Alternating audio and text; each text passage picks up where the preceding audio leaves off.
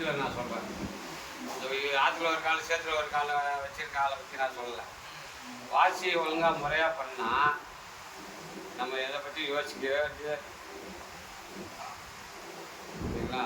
அதை நம்ம ஒழுங்காக பண்ணாதனால தான், அதை வந்து கவனிக்காதனால நம்மளை விட்டு அது வெளியே போய் அது காலியாகி நம்ம மரணம் நேருது நமக்கு.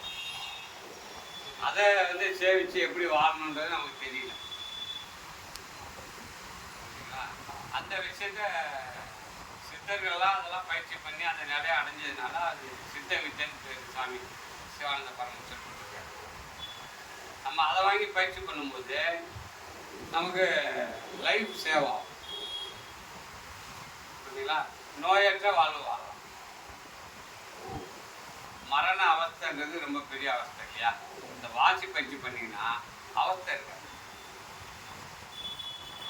ஜீவன் நம்மளை விட்டு வெளியே போக நமக்குள்ளே இருக்கும், செலுத்துக்குள்ளே நிற்கும், இறப்பு இருக்காது. ஆனால் நம்ம